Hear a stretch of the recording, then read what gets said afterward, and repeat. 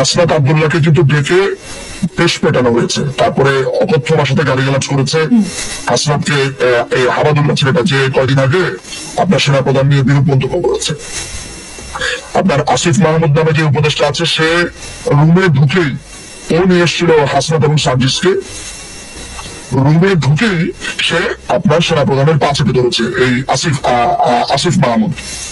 তারপরে হাসনাত আব্দুল্লাহ আপনার মাফ চেয়েছে, তাকে জুনিয়র অফিসাররা সেখানে মানে বেশ সেখানে তিরস্কার করেছে। আপনি লক্ষ্য করে দেখবেন যে গত প্রায় 2 সপ্তাহ ধরে, বিশেষ করে মার্চের 20-21 তারিখের এই ঘটনার পরে এখন পর্যন্ত কিন্তু আপনি হাবাদুল্লাহকে আপনি আসলে দেখবেন না যে মিডিয়াতে নেই, সামনে আসছে না। তাকে ভয়ানক রকমের ওয়ার্নিং দেওয়া হয়েছে এবং সেনাবাহিনীর টেক ওভার করবে এই ধরনের একটা কথাবার্তা আমরা শুনছি। আমরা এখন এই যে এনসিপি কে এই প্রেশারটা দিয়েছে, এখন ওরা তো একটা জোট বেঁধেছে এই সেনাপ্রধানকে কিভাবে এখান থেকে সরানো যায়। তারা কিন্তু নানান ধরনের চেষ্টা চরিত্র করছে। দখলদার বাহিনী যেভাবে ভাবছে যে তিনি আওয়ামী লীগকে সুযোগ করে দিচ্ছেন, ব্যাপারটা এমন যে আওয়ামী লীগ একটা নিষিদ্ধ পার্টি, আসলে ব্যাপারটা তা না। সবাই আওয়ামী লীগের বাংলাদেশে আপনি জানেন যে 40-45% ভোট, এটা আরো বাড়ছে। গত 5 বছর পর থেকে আওয়ামী লীগের প্রতি সিম্প্যাথি, মানুষ আওয়ামী লীগের প্রতি কতটা ভাবছে এবং তারা বুঝতে পারছে যে তারা কি ভুল তারা জীবনে করে ফেলেছে। ফলে একটা বড় ভোট আওয়ামী লীগের জড়ো হয়েছে। ফলে এটি উপেক্ষা করে আপনি রাজনীতি করবেন, ইলেকশন করবেন, ওই ইলেকশনটা একটা মকারি ছাড়া কিছুই হবে না।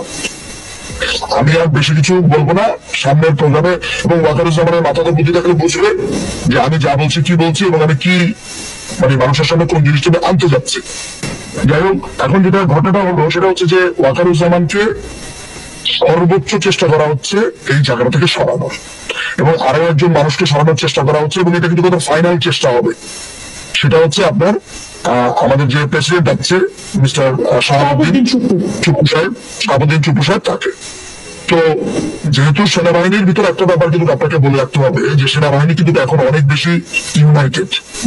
সেনাবাহিনীর ভিতরে নানান ধরনের অর্গান বা নানান ধরনের থাকলেও এই টোকাই বাহিনী যখন তার বিরুদ্ধে বললো, সেনাবাহিনীর বিরুদ্ধে বলেছে, তারা কিন্তু সবাই অনেকটা ইউনাইটেড হয়ে গেছে এবং তারা কিন্তু আসলে একটা ব্যালেন্স এখন দেখলাম যে করার চেষ্টা করছে, যাতে করে এইটা বোঝাতে তিনি পারেন যে দেখো আমি সবার জন্য, আমি কারো পার্টিকুলার কিছুর জন্য না।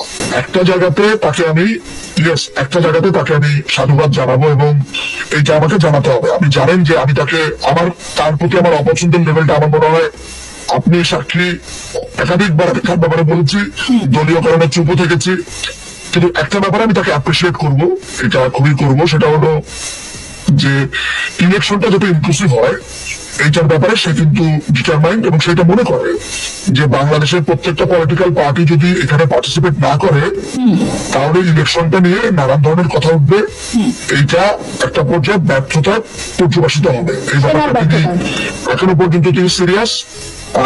এটা কিন্তু দলীয় জায়গা থেকে তিনি বলেন নাই। মাননীয় প্রধানমন্ত্রী ওয়াকারুজ্জামানকে কিন্তু নিয়োগ এই হিসেবে দেয়নি যে সে আওয়ামী লীগপন্থী, আওয়ামী লীগকে পছন্দ করে, দিয়েছে প্রফেশনালিজমের জায়গা থেকে। কেন আমি আপনাকে একটা উদাহরণ দিই, আপনাকে আমি 2টা উদাহরণ দিলে আপনি বুঝবেন। আপনি বাংলাদেশের কাউকে, পুলিশের যে আইজিপি ছিলেন আমাদের যে আব্দুল্লাহ মামুন সাহেব, আপনি তার ব্যাপারে একটু প্রশ্ন করে দেখবেন। পুলিশের যে লোকটা চরমভাবে বিএনপি করে বা জামাত করে, সেই লোকটা অস্বীকার করবে যে লাস্ট টাইম যিনি আইজিপি ছিলেন আব্দুল্লাহ মামুন শেখ একটা প্রচন্ড সৎ একজন ব্যক্তি ছিলেন। একদম প্রধানমন্ত্রী শুধুমাত্র তার রেকর্ডের উপরে বেশ করে তাকে আইজিপি করেছে। এমনকি আইজিপি সাহেবের ভাই ইলেকশনে দাঁড়িয়েছে, সেই ভাইও ফেল করেছে, ওইখানে আইজিপি কোনো ধরনের তার হস্তক্ষেপের কাছে তারাও ছিলেন না। নাম্বার 1, ঘুষ, দুর্নীতি, টাকা পয়সা, একদম লোকটা খুবই ভালো। আপনার র্যাবের যে ছিলেন তিনি পেশাতে একজন ব্যারিস্টারও, তিনি 12 করেছেন, একই সাথে তিনি র্যাবের প্রধান ছিলেন আব্দুল্লাহ হারুন সাহেব। এই লোকটাকে ব্যক্তিগতভাবে আমি চিনি এবং তাকে নিয়োগ দেওয়া হয়েছে কমপ্লিটলি সততার জন্য। আপনি র্যাবে চাকুরি করেছেন এমন কাউকে আপনি একটু জিজ্ঞেস করে দেখবেন যে ব্যারিস্টার এই হারুন সাহেব তিনি কেমন মানুষ। তাহলে দেখেন, পুলিশের আইজিপি, র্যাবের আইজিপি, দুজনকেই কিন্তু নিয়োগ দেওয়া হয়েছে সততার উপরে, তাদের ট্র্যাক রেকর্ডের উপরে। একইভাবে আমি ওয়াকারকে নিয়ে অনেক আলোচনা করতে পারি, অনেক সমালোচনা করতে পারি, তার জামাতি আনুগত্য থেকে শুরু করে অনেক কিছু, কিন্তু ব্যক্তিগতভাবে তার সততার একটা রেকর্ড আছে।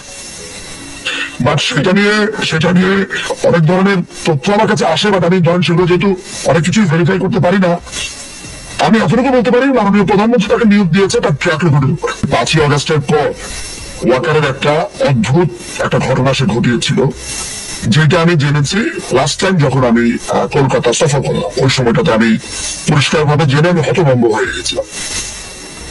তো দলের পক্ষ থেকে অফিসিয়ালি না, দলের অনেকেই আমাকে ব্যক্তিগতভাবে যেটা বলেছেন সেটা হচ্ছে যে আপনি তো জানেন যে সেনাবাহিনীর পার্টিকুলার কিছু অফিসারের ব্যাপারে আমার খুব আমি উদ্ঘাটন করেছি, আমি দেখিয়েছি, আপনাদের প্রোগ্রামে দেখিয়েছি, বিশেষ করে ওয়াকারুজ্জামানের ব্যাপারে আমি অনেকবার বলেছি। কিন্তু আমার কাছে একটা বিশেষ ব্যাপার সবসময় আছে যে সেনাবাহিনীর ব্যাপারে বলার সময় একটু যাতে চিন্তা ভাবনা করে এই মুহূর্তে কথাবার্তা বলি, কারণ অনেকেই চান না যে কারণ সেনাবাহিনীকে কেউ বিতর্কিত করতে চান না, তাদের ডিসপাইট তারা অনেক কিছু করার পরেও। সে কারণে আমার একটা বাধ্যবাধকতার জায়গায় ইংরেজি সবসময় থেকে যায়। কিন্তু আমার ভেতরে ব্যাপারটা এমন অবস্থাতে পরিণত হয়েছে যে আমি যে কখন মানে উদ্ঘাটন করে ফেলবো সবকিছু আই ডোন্ট নো, বিকজ আমার মাথার মধ্যে আমি যন্ত্রণাগুলো রাখতে পারছি না। এবং আপনি প্রোগ্রামটা যেই কথা বলে শুরু করলেন সেটা আরো এমন বেশি আমাকে ইনস্টিগেট করছে যে মনে হচ্ছে যে আমি এই কথাগুলো শুরু করে আছি। তারপরও নিজেকে আমি সংবরণ করতে চাইবো, শুধু একটা কথা বলবো, ওয়াকারুজ্জামানকে আপনি যা দেখেন যা ভাবেন, আমি একটা কথা বলি এই লোকটাকে আমি আমার বিশ্লেষণ দিয়ে এতটুকু বুঝতে পারি, মানে আমার কাছে মনে হয় যে আমি একটা ইঙ্গিত আপনাকে দিই, আপনারা আরেকটু মনে হয় আমাদের পর্যালোচনা করা প্রয়োজন। কার কমান্ডে আসলে সে চলছে, দেশীয় কোন রাজনৈতিক কমান্ডে সে চলছে। ইটস নট টিউনিস বাহিনী, ইটস নট বিএনপি। এটা আপনার জন্য একটা হিটস আজকের এই প্রোগ্রামে আমার থাকলো, এবং আমি যা বলছি আমি খুবই অথরিটি নিয়ে এবং আমি অত্যন্ত নিশ্চিত হয়ে বলছি, বা আমি সেই দলটার নাম এখনো বলবো না। আমি আপনাকে আরেকটা কথা বলি, এই যে আপনার সাথে আমি প্রোগ্রাম করি, এই প্রোগ্রামটা কিন্তু সেনাবাহিনীর অনেক ঊর্ধ্বতন, তারপরে মধ্যম সারির জুনিয়র জীবন শুরু করেছে সেনাবাহিনীতে এবং সৈনিক সহ অনেকেই দেখেন, এটা আমি আপনাকে গ্যারান্টি দিয়ে বলছি। আমাকে অত্যন্ত স্নেহ করেন, ভালোবাসেন, পছন্দ করেন এমন সেনাবাহিনীর অনেক অফিসারও আছে যারা যে আমার সেনাবাহিনী সম্পর্কিত অনেক মন্তব্য পছন্দ করেন তাও না, তারাও চান যে আমি একটু রেসপন্সিবিলি বলি, কারণ এটা তো এন্ড অফ দ্য ডে একটা বাহিনী। আমি আজকে যারা এই প্রোগ্রামটা দেখছেন সেনাবাহিনীর, তাদেরকে একটা কথা বলি আপনার মাধ্যমে, সেটা হচ্ছে যে সেনাবাহিনীর অফিসাররা, আমি সেনাবাহিনীকে ভালোবাসি এবং আমি খুবই প্রো সেনাবাহিনীর একটা মানুষ। যারা জানেন তারা জানেন যে পার্বত্য চট্টগ্রামে যখন সেনাবাহিনীর উপরে নানান রকমের অত্যাচার আক্রমণ হচ্ছিল তখন আমি কিভাবে দাঁড়িয়ে গিয়েছিলাম। সে কারণে আমি একটু এক্সক্লুশন ক্লজটা নিয়ে রাখলাম যে ওয়াকারুজ্জামানকে নিয়ে কোনো কথা বলা, দয়া করে সেনাবাহিনীর অফিসাররা এইটা ভেবে নেবেন না যে আমি পুরো সেনাবাহিনী নিয়ে কথা বলছি। আমি আপনাদের কাছে একটা অনুরোধ করবো সেনাবাহিনীর অফিসারদেরকে যে আপনাদের সেনাবাহিনীর প্রধানকে তার এই জামাত ভালোবাসার জায়গা থেকে সরিয়ে নিয়ে আসুন। এটা আমাদের দেশের জন্য অত্যন্ত ডেঞ্জারাস। সে এত বেশি জামাত ঘেঁষে একটা লোক, এটা ভয়ানক। আমি বলবো না বলেই এতটুকু পর্যন্ত আমি শুধু বললাম, নিতে পারি না। এবং আমি তার ব্যাপারে আমি তারপরেও তাকে নানান রকমের ভাবে ব্ল্যাঙ্ক চেক নানান ভাবে বলেছি, আচ্ছা ঠিক আছে ইগনোর করি, কিন্তু এন্ড অফ দ্য ডে আমার কাছে যেসব সংবাদগুলো আছে নিশ্চয়ই আমি এই প্রোগ্রামে বলবো। বা সেনাবাহিনীর অভ্যন্তর এখন কি হচ্ছে, প্রথমত হচ্ছে যে তাদের ব্যাপারে একটা, আমি কিন্তু এই সংবাদটা যখন পাই তখন আমি ঊর্ধ্বতন সামরিক অফিসারদের সাথে যোগাযোগ করি এবং আমি এই ব্যাপারে নিশ্চিত হওয়ার জন্য নানানভাবে যোগাযোগ করি। তো আমাকে যদি মানে যেসব অফিসারদের সাথে কথা বলেছি, এক্স অফিসার বর্তমান অফিসারদের সাথে, আমি এতটুকু বলতে পারি যে তারা হয়তোবা না নিশ্চিতই যে আমার সাথে অন্তত পক্ষে এমন কোনো নিউজ ছিল না যেটা মিসলেড হবে মানুষ। তো এই অফিসারদের নাম আমি আপনাদেরকে একটু বলা প্রয়োজন, সেটা হচ্ছে Zakaria Hossain, brigadier general Imran Hamid, colonel Abdullah Al Momen, lieutenant colonel Mohammad Redwan Islam. এই আব্দুল্লাহ আল মোমেন সাহেব উনি সম্ভবত র্যাবে ছিলেন, আমি র্যাব 1 এর কমান্ডার ছিলেন, আমি ভুল না করে থাকি। লেফটেন্যান্ট কর্নেল মোহাম্মদ রেদওয়ানুল ইসলাম যিনি বিজিবিতে ছিলেন, তারপরে মেজর মোহাম্মদ নোমান আলী ফারুক, এই অফিসারদেরকে অন্তরীণ করে রাখা হয়েছে সেনাবাহিনীর ভেতরে, এবং তাদের বিরুদ্ধে অভিযোগ এসেছে যে জুলাই আগস্টের যে জঙ্গি হামলাটা হয়েছে, এই টোকাইদের যে আন্দোলনটা হয়েছে, এই টোকাইদের আন্দোলনে নাকি তারা নাকি গণহত্যার সাথে জড়িত ছিল। এখন সেনাবাহিনী is a matter of our pride এবং আমাদের ডিগনিটির ব্যাপার। এটা সব দেশে, আমি নিশ্চিতভাবে ভারতে এটা তো আরো প্রবল ভাবে, আমি ভারতে গেছি, ভারতের মানুষজন এবং আপনার কথা তো অনেকবার পরিষ্কার হয়েছে, সেনাবাহিনীকে বিতর্কিত করবার এই সিদ্ধান্ত, তাদেরকে অন্তরীণ করা, এই জিনিসগুলো যে সিদ্ধান্ত, যদি ওয়াকারুজ্জামান জানেন না, এটা তো হতে পারেন না, তিনি সেনাপ্রধান, তিনি কাকে খুশি করার জন্য এটা করছেন? কে খুশি হবে এটাতে? একজন সেনাবাহিনীর অফিসার, তিনি তার দায়িত্ব পালন করেছেন, তাদের উপরে আক্রমণ হয়েছে, সাধারণ মানুষের উপর আক্রমণ হয়েছে, তাদের উপর আক্রমণ হয়েছে, তারা সেটা প্রতিহত করেছে। এই যে অফিসার গুলোর নাম আমি বললাম, এই অফিসারদেরকে অন্তরীণ করার ঘটনাটা যদি সত্যি হয় বা তাদেরকে বিচারের আওতায় আনার জন্য যদি কোনো চেষ্টা করা হয়, সেটা নিশ্চিতভাবে কোনো একটা মহলকে খুশি করার জন্য। ওয়াকারুজ্জামান এমন একটা আচরণ করছেন যেন তিনি একজন আইসক্রিমওয়ালা, প্রত্যেককেই তাকে যেন খুশি করতে হবে। আর তার এই জামাতিপনা, তার যে একটা ইন্টারনাল জামাতিপনা, এটা কিন্তু ভয়ঙ্কর। এর মধ্যে আপনাকে এই সেগমেন্টটা শুরু করার আগে একটা কথা বলে নেওয়া ভালো, ওয়াকারুজ্জামান যদি এই প্রোগ্রামটা দেখে থাকে, নিশ্চিতভাবে তাকে কেউ না কেউ পাঠাবে।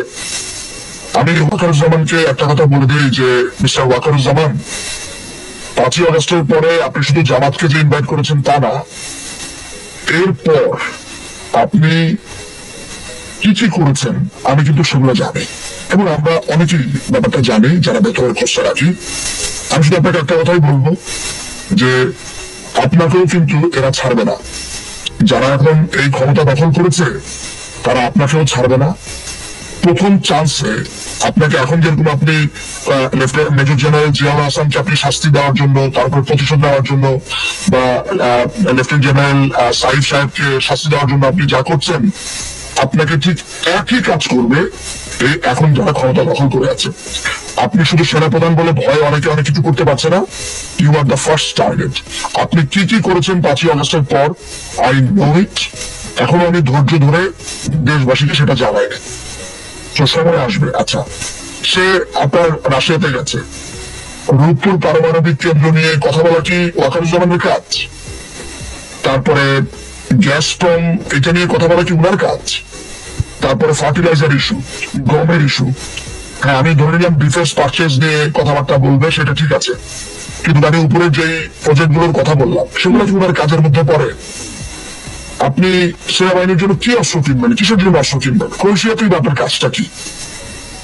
অনেকেই মনে করে যে সেখানে অন্য কোনো দেশের কোনো বাহিনীর প্রধান কি তার সাথে দেখা করবে কিনা, শুধু কনফার্ম করতে পারি যে অন্য কিছুই না, সে গেছেই হচ্ছে বিজনেস পারপাসে, এসব নিয়ে কথা বলার জন্য, যেটা তার জুরিসডিকশনের আওতার মধ্যে পড়ে না।